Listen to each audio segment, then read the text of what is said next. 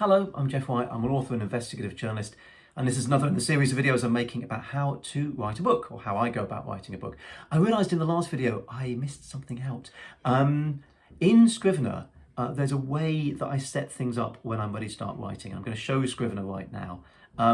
So this is Scrivener, and as you've watched previous videos, you'll know we have all of our folders for all of our research, for all of our different chapters in the book, all neatly filed away. And in each folder for each chapter, we're going to end up with a chapter outline. This is everything that I want to say in the book. This is all the facts, all the research that I got from those notes I took, in the order that I want to have them when I write the actual chapter. So what I do is I go back to that handy Scrivener thing. I go to View, Editor Layout, and I split the screen vertically. And now what I do is on the left-hand side, I have my chapter outline, and on the right-hand side, I'm going to go to Draft.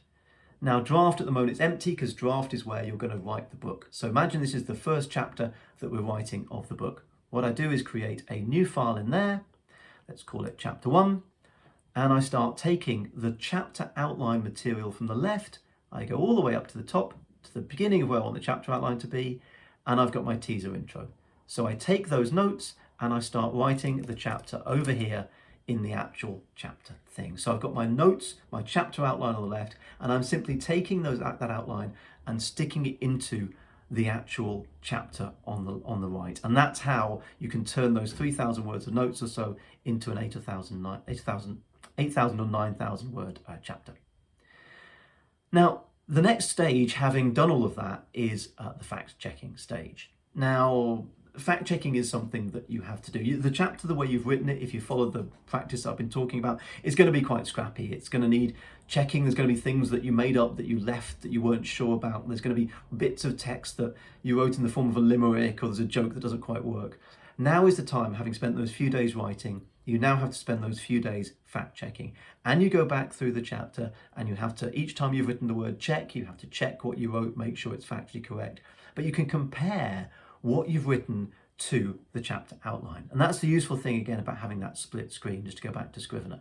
So you can have your chapter outline on one side, I'm actually going to get the chapter up on the other side, and you can actually compare what you've written against what your chapter outline was. And so as you go through your chapter and you start to tidy it up, and you start to fact check it, and you start to sort out all those ugly sentences and make it read okay, you can go back all the time to your chapter outline in the order that the chapter goes in to check back on all those facts and where you got them from.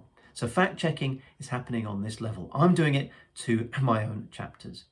Now, the other thing is with footnotes. Footnotes is something that you may have in your book.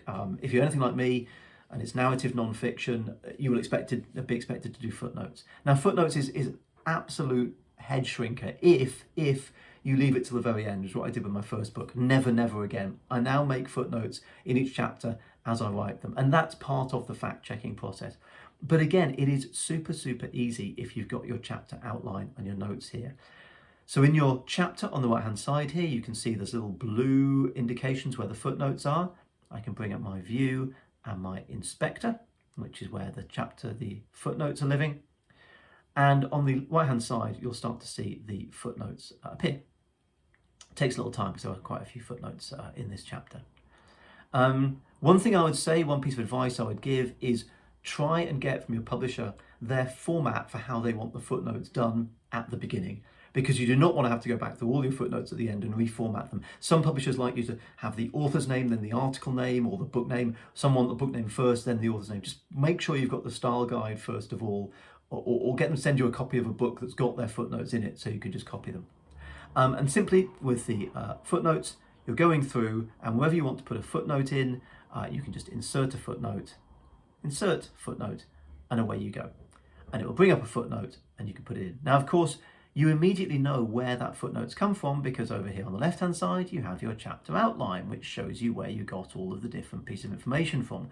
So when you're making your footnotes, when you're putting your footnotes together, you can simply refer back to your chapter outline as you're going through the chapter and instantly know whereabouts you got all of your information from. It makes footnoting super easy, which is another huge advantage of Scrivener. So that is fact-checking on the individual level.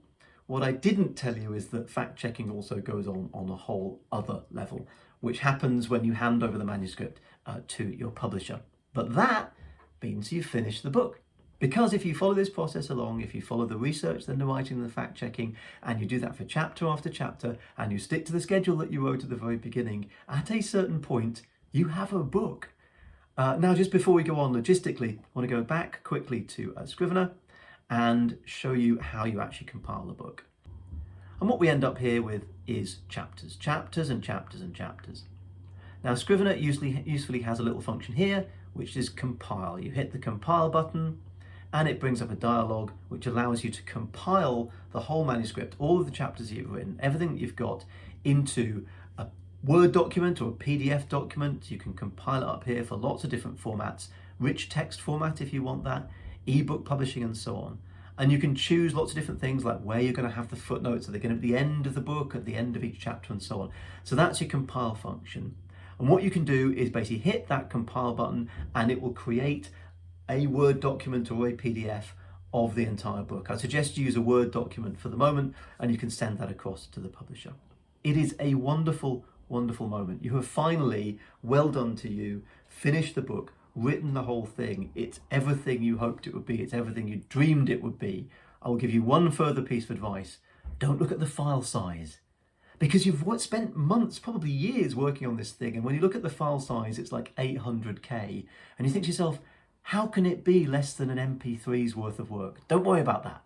Never look at the file size. You submit the thing to your publisher, you crack open a well-deserved glass of champagne or single malt, and it's off to the races. Yeah, there's actually a long slog ahead. There's another year's worth of work, in my experience, from that moment you submit the final manuscript to the moment you actually have the product in your hands. But increasingly, the workload is not on you, the workload is on other people. You're going to be working with other people. So you enter a new phase of the publishing process, but it's also a new phase of the fact-checking process. So I'm going to talk about that in the next stage of the video, as I understand and in my experience, how that process has gone. Feel free to like, comment, share, whatever you want to do, I don't mind. And if this has been of help to you, I really, really am glad. I wish you best of luck with your own book as well. See you in the next video.